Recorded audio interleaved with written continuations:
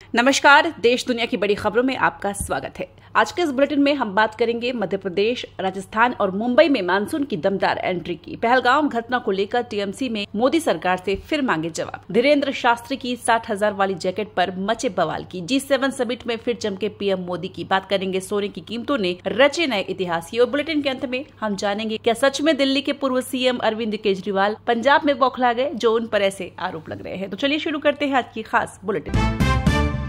देश के 16 राज्यों में भारी बारिश का अलर्ट। मध्य प्रदेश, राजस्थान और मुंबई में मानसून की दमदार एंट्री। देश भर में मानसून ने अपनी रफ्तार पकड़ ली है और भारतीय मौसम विभाग ने 16 राज्यों में भारी बारिश की चेतावनी जारी की है। मध्य प्रदेश में मानसून ने बड़वानी के रास्ते दस्तक दे दी है और अगले 24 से 48 घंटों में भोपाल, इंदौर और छिंदवाड़ा जैसे शहरों में तेज बारिश की संभावना है। मौसम विभाग ने बड़वानी, धार और खरगोन में ऑरेंज अलर्ट जारी किया है। यहाँ तेज हवाओं के साथ मूसलाधार बारिश हो सकती है। राजस्थान में भी मानसून ने जोर पकड़ा है। जयपुर, जोधपुर और उदयपुर समेत 14 जिलों में प्री मानसून बारिश ने मौसम को सुहाना बना दिया। मौसम विभाग ने आज सभी जिलों में बारिश का येलो अलर्ट जारी किया है, जिसमें तेज हवाएं और गरज चमक के साथ बारिश की संभावना है। मुंबई में भी मानसून का मिजाज बदला हुआ है। 13 से 15 जून के बीच भारी बारिश के बाद 18 जून तक एक और तेज बारिश का दौर शुरू होने वाला है। बंगाल की खाड़ी में बन रहे चक्रवाती सिस्टम के कारण कोंकण क्षेत्र और मुंबई में जमकर बारिश होगी। लोगों से अपील की गई है कि वो समुद्री इलाकों में सावधानी बरतें और बिजली के उपकरणों से दूरी बनाए रखें। छत्तीसगढ़, बिहार और ओडिशा जैसे राज्यों में भी मानसून की सक्रियता बढ़ रही है। बिहार और झारखंड में 18 जून तक भारी बारिश का अनुमान है, जबकि केरल और कर्नाटक में 29 जून तक अत्यधिक बारिश की चेतावनी है। पहलगाम हमले पर टीएमसी के 5 तीखे सवाल, केंद्र सरकार से मांगा जवाब। पहलगाम में हुए आतंकी हमले ने पूरे देश को झकझोर दिया है। 22 अप्रैल 2025 को जम्मू कश्मीर के पहलगाम की बेसरन घाटी में हुए हमले में 26 लोगों की जान चली गई, जिसमें ज्यादातर पर्यटक थे। अब इस मामले में तृणमूल कांग्रेस यानी टीएमसी ने केंद्र सरकार पर तीखा हमला बोला है। टीएमसी सांसद अभिषेक बनर्जी ने मोदी सरकार से 5 सवाल पूछकर हलचल मचा दी है। पहला सवाल, 4 हथियारबंद आतंकी भारतीय सीमा में कैसे घुसे? 26 लोगों की जान लेने वाला यह हमला राष्ट्रीय सुरक्षा में बड़ी चूक दर्शाता है। इसकी जिम्मेदारी कौन लेगा? दूसरा, अगर यह हमला खुफिया तंत्र की नाकामी था तो इंटेलिजेंस ब्यूरो के प्रमुख का कार्यकाल 1 साल के लिए क्यों बढ़ाया गया? बनर्जी ने पूछा कि क्या यह नाकामी का इनाम है? तीसरा सवाल, हमले में शामिल 4 आतंकियों का क्या हुआ? क्या वे मारे गए या फिर अभी भी जिंदा है? मगर मारे गए तो सरकार ने इसकी पुष्टि क्यों नहीं की, और अगर जिंदा है तो चुप्पी क्यों? चौथा, सरकार पेगासस जैसे जासूसी उपकरणों का इस्तेमाल आतंकियों पर निगरानी के लिए क्यों नहीं कर रही है? बनर्जी ने इस सवाल उठाया कि क्या सरकार की प्राथमिकताएं गलत है? और 5वां सवाल, अगर भारत विश्व गुरु और चौथी सबसे बड़ी अर्थव्यवस्था है तो पाकिस्तान को IMF और वर्ल्ड बैंक से आर्थिक मदद कैसे मिल रही है? क्या यह भारत की विदेश नीति की कमजोरी नहीं? टीएमसी का कहना है कि 55 दिन बीत जाने के बाद भी सरकार ने इन सवालों का जवाब नहीं दिया। अभिषेक बनर्जी ने कहा, यह हमला न केवल सुरक्षा तंत्र की चूक है बल्कि केंद्र की नीतियों पर भी सवाल उठाता है। 60,000 की जैकेट पर बवाल। धीरेन्द्र शास्त्री बोले, अगली बार 1.20 लाख की पहनूं। पंडित धीरेन्द्र कृष्ण शास्त्री, जिन्हें बागेश्वर धाम बाबा के नाम से जाना जाता है, इन दिनों ऑस्ट्रेलिया में कथा कर रहे हैं, लेकिन उनकी 60,000 की नॉर्थ फेस जैकेट और गुच्ची का चश्मा सोशल मीडिया पर चर्चा का केंद्र बन गया। कुछ यूजर्स ने उन्हें ट्रोल करते हुए स्वदेशी अपनाने की नसीहत दी तो कुछ ने उनके भव्य लुक पर तंज कसे। इस बीच धीरेन्द्र शास्त्री ने ट्रोलर्स को करारा जवाब दिया। उन्होंने कहा, यह जैकेट मेरी नहीं, एक शिष्य ने भेंट की थी। ठंड ज्यादा थी इसलिए पहनी। अगर 10 रुपए का आदमी लाखों की जैकेट पहन सकता है तो मुझे क्यों दी? तुम्हें जलन है तो सुनो, अगली बार 1.20 लाख की जैकेट पहनूंगा। वीडियो बनाओ, वायरल करो, हम नहीं सुधरेंगे। उन्होंने आगे कहा, जो लोग समाज को गलत रास्ते दिखाते हैं उनके महंगे कपड़ों पर सवाल नहीं उठते, लेकिन हिंदुओं को ट्रोल करने में मजा आता है। बाबा के इस बेबाक जवाब से उनके समर्थक उत्साहित है, जबकि ट्रोलर्स के बीच बहस छिड़ गई। भारत में 2027 जनगणना की तारीखें घोषित। पहला फेज अक्टूबर 2026 से 4 राज्यों में होगा शुरू। भारत सरकार ने जनगणना 2027 का नोटिफिकेशन जारी कर दिया है। देश की 16वीं जनगणना होगी, जो 2 चरणों में पूरी होगी। खास बात यह है कि इस बार जातिगत जनगणना भी होगी। पहला फेज 1 अक्टूबर 2026 से शुरू होगा, जिसमें 4 पहाड़ी राज्य हिमाचल प्रदेश, उत्तराखंड, जम्मू कश्मीर और लद्दाख शामिल है। इन राज्यों में मौसम की चुनौतियों को देखते हुए गणना पहले पूरी की जाएगी। दूसरा फेज 1 मार्च 2027 से बाकी राज्यों में शुरू होगा। आपको बता दें कि इस बार जनगणना डिजिटल तकनीक पर आधारित होगी। मोबाइल एप्स और सेल्फ इन्यूमरेशन जैसे विकल्पों से डेटा जुटाना आसान होगा। करीब 34 लाख सर्वेक्षक घर घर जाकर जानकारी इकट्ठा करेंगे। जनगणना का प्राइमरी डेटा मार्च 2027 तक और विस्तृत डेटा दिसंबर 2027 तक जारी हो सकता है। गौरतलब है कि डेटा न सिर्फ जनसंख्या बल्कि सामाजिक और आर्थिक नीतियों को भी आकार देगा। पीएम मोदी को साइप्रस का सर्वोच्च सम्मान 21 देशों ने की तारीफ। अब G7 समिट में चमकेंगे। भारत के प्रधानमंत्री नरेंद्र मोदी ने एक और गौरवशाली उपलब्धि अपने नाम की है। साइप्रस ने उन्हें अपने सर्वोच्च नागरिक सम्मान grand cross of the order of Makarios तृतीय से नवाजा है। यह सम्मान साइप्रस के पहले राष्ट्रपति आर्क बिशप मकरियोस तृतीय के नाम पर है और इसे पीएम मोदी को राष्ट्रपति निकोस क्रिस्टोडोलिडेस ने प्रदान किया। पीएम मोदी ने इसे 140 करोड़ भारतीयों और भारत साइप्रस की अटूट दोस्ती को समर्पित किया। यह सम्मान भारत और साइप्रस के बीच मजबूत साझेदारी और शांति प्रगति के साझा दृष्टिकोण का प्रतीक है। आपको बता दें कि यह पहला मौका नहीं है जब पीएम मोदी को वैश्विक मंच पर सम्मान मिला है। अब तक 21 देश उन्हें अपने सर्वोच्च सम्मानों से नवाज चुके हैं। मॉरिशस, श्रीलंका, कुवैत, मिस्र, फ्रांस, रूस, गुयाना और बारबाडोस जैसे देशों ने उनकी नेतृत्व क्षमता और वैश्विक योगदान की सराहना की है। वहीं साइप्रस की इस ऐतिहासिक यात्रा के बाद पीएम मोदी अब कनाडा में G7 शिखर सम्मेलन में हिस्सा लेंगे। आज और कल कनाडा स्किस में होने वाले इस समिट में वे वैश्विक नेताओं के साथ ऊर्जा, सुरक्षा, तकनीक और नवाचार जैसे मुद्दों पर चर्चा करेंगे। यह उनकी लगातार छठी G7 भागीदारी है जो भारत के बढ़ते वैश्विक प्रभाव को दर्शाती है। कोलकाता में सिख की पगड़ी पर चप्पल फेंकने का आरोप केंद्रीय मंत्री पर एफआईआर, एसजीपीसी ने जताई नाराजगी। कोलकाता में एक सिख व्यक्ति की पगड़ी पर कथित तौर पर चप्पल फेंकने की घटना ने तूल पकड़ लिया है। इस मामले में केंद्रीय मंत्री और पश्चिम बंगाल बीजेपी अध्यक्ष सुकांत मजूमदार के खिलाफ कोलकाता के एक पुलिस थाने में एफआईआर दर्ज की गई है। यह घटना 12 जून को हुई जब मजूमदार ने पश्चिम बंगाल की मुख्यमंत्री ममता बनर्जी के खिलाफ प्रदर्शन के दौरान यह कदम उठाया, जिससे सिख समुदाय ने अपनी भावनाओं पर हमला माना। शिरोमणि गुरुद्वारा प्रबंधक कमेटी यानी एसजीपीसी के अध्यक्ष हरजिंदर सिंह धामी ने इस घटना की कड़ी निंदा की है। उन्होंने कहा कि पगड़ी सिख समुदाय की आस्था और सम्मान का प्रतीक है और इस तरह का कृत्य समुदाय की भावनाओं को गहरी ठेस पहुंचाता है।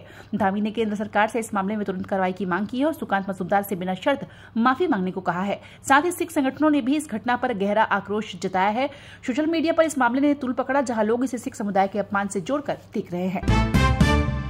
भारत चीन पाकिस्तानी परमाणु शस्त्र दौड़ से दुनिया एक गंभीर वैश्विक संकट के कगार पर, एसआईपीआरआई रिपोर्ट 2025 में दी चेतावनी। 2025 की एसआईपीआरआई रिपोर्ट ने दुनिया को चौंका दिया है। Stockholm International Peace Research Institute की ताजा रिपोर्ट में चेतावनी दी गई है कि भारत, चीन और पाकिस्तान के बीच तेज होती परमाणु शस्त्र दौड़ वैश्विक स्थिरता के लिए बड़ा खतरा बन रही है। जनवरी 2025 में दुनिया में कुल 12,241 परमाणु हथियार थे, जिनमें से 9,614 सैन्य उपयोग के लिए तैयार है। चीन की बात करें तो उसका परमाणु भंडार सबसे तेजी से बढ़ रहा है। 2023 से हर साल 100 नए हथियार जोड़ते हुए चीन अब 600 परमाणु हथियारों तक पहुंच चुका है। उसने 350 नए आईसीबीएम साइलो बनाए हैं जो दशक के अंत तक रूस या अमेरिका के बराबर हो सकते हैं। भारत ने भी अपनी ताकत बढ़ाई है। 172 परमाणु हथियारों के साथ भारत अब पाकिस्तान से आगे है जो 170 हथियारों पर स्थिर है।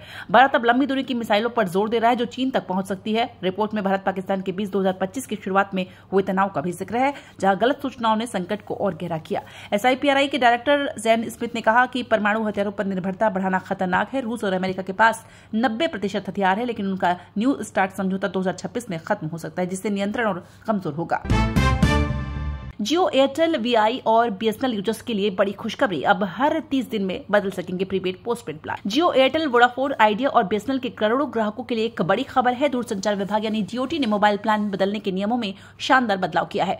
अब आप हर 30 दिन में अपने प्रीपेड प्लान को पोस्टपेड में या पोस्टपेड को प्रीपेड में आसानी से बदल सकते हैं। ये नया नियम 16 जून 2025 से लागू हो चुका है और ये आपके लिए लचीलापन और सुविधा लेकर आया है। पहले प्लान बदलने के लिए लंबी प्रक्रिया और इंतजार करना पड़ता था, लेकिन अब ऐसा नहीं। डीओटी के मुताबिक पहली बार प्लान बदलने के बाद आप अगले 30 दिन में फिर से बदलाव कर सकते हैं। अगर आप 30 दिन के लॉक इन पीरियड में दोबारा प्लान बदलना चाहते हैं तो आपको टेलीकॉम कंपनी के आधिकारिक आउटलेट पर जाकर फिजिकल केवाईसी प्रक्रिया पूरी करनी होगी। इसके लिए आधार कार्ड, पैन कार्ड जैसे पहचान पत्र काम आएंगे। अब सवाल कि ये बदलाव कैसे करें? बहुत आसान। आप अपनी टेलीकॉम कंपनी के मोबाइल ऐप, वेबसाइट या कस्टमर सर्विस सेंटर के जरिए प्लान बदल सकते हैं। टेलीकॉम कंपनियों को अब हर बदलाव पर लॉक इन पीरियड की स्पष्ट जानकारी देनी होगी ताकि आपको पूरी पारदर्शिता मिले।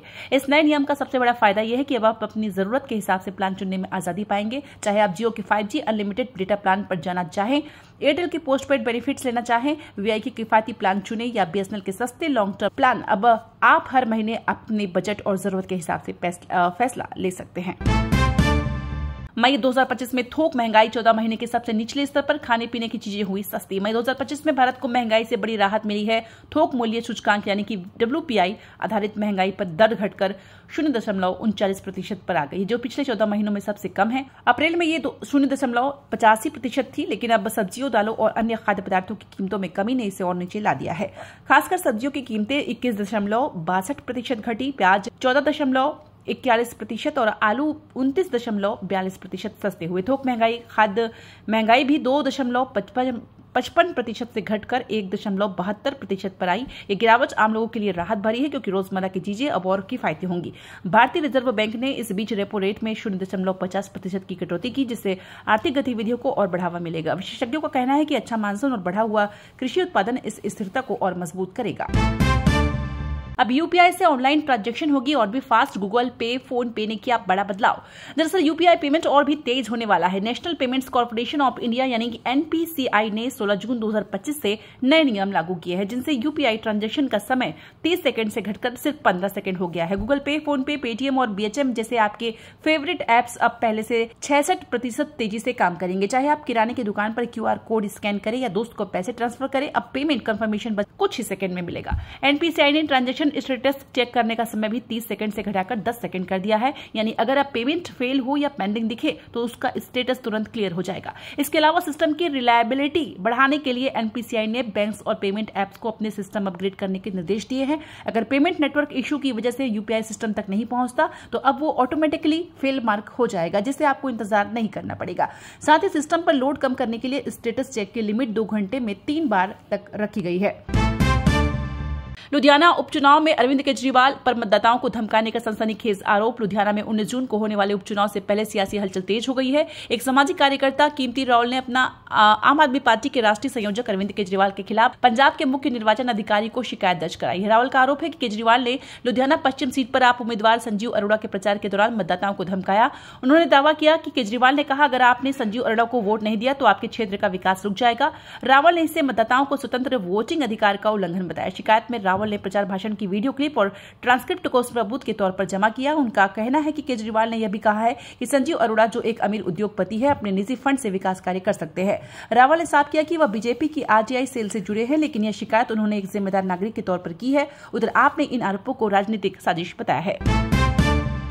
देश में कोरोना की रफ्तार तेज। जबलपुर में डिलीवरी के बाद महिला की मौत, 7,264 एक्टिव केस। देश में कोरोना वायरस एक बार फिर चिंता का सबब बन रहा है। स्वास्थ्य मंत्रालय के ताजा आंकड़ों के मुताबिक पिछले 24 घंटों में देश भर में कोरोना से 11 लोगों की जान चली गई है। यह लगातार दूसरा दिन है जब मौतों का आंकड़ा 10 से ज्यादा रहा है। मध्य प्रदेश के जबलपुर से एक दुखद खबर सामने आई, जहां डिलीवरी के बाद एक महिला की कोरोना से मौत हो गई। डॉक्टरों की जांच में महिला पॉजिटिव पाई गई थी। देश में इस समय कोरोना के 7,264 एक्टिव केस है, जिनमें केरल में सबसे ज्यादा 1920 मामले दर्ज किए गए हैं। आपको बता दें कि केरल में पिछले 24 घंटों में 7 मौतें हुई, जबकि दिल्ली, छत्तीसगढ़, मध्य प्रदेश और महाराष्ट्र में एक मौत दर्ज की गई है। स्वास्थ्य मंत्रालय ने सभी राज्यों को सतर्क रहने के निर्देश दिए हैं। अस्पतालों में बेड, ऑक्सीजन और दवाइयों का पर्याप्त स्टॉक सुनिश्चित किया गया है। लोगों से मास्क पहनने, सोशल डिस्टेंसिंग का पालन करने और लक्षण दिखने पर तुरंत टेस्ट कराने की अपील की जा रही है। राहत की बात यह है कि पिछले 24 घंटों में नए मामलों में कमी आई है और एक्टिव केस 119 घटकर 7,264 हो गए हैं। लेकिन सतर्कता अब भी जरूरी है। खासकर उत्तर प्रदेश में 37 नए मामले सामने आए हैं, जिसके बाद यहां एक्टिव केस 275 हो गए हैं।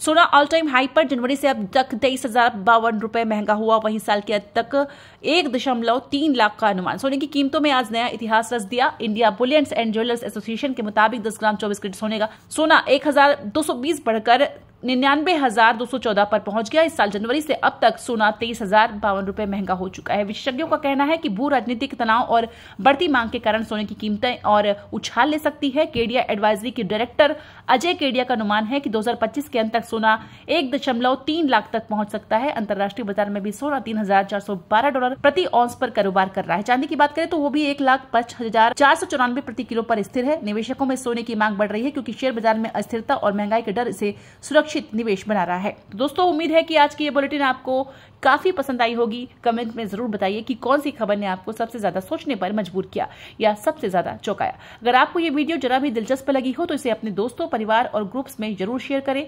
ऐसे ही ताजा, सटीक और असरदार अपडेट्स के लिए हमारे चैनल को सब्सक्राइब करना ना भूलें और हाँ, बेल आइकन को जरूर दबाएं ताकि अगली बड़ी खबर आपसे छूट ना जाए। तब तक के लिए अपना और अपनों का ध्यान रखें। मिलते हैं जल्द ही एक नई बुलेटिन के साथ। ढेर सारी शुभकामनाएं।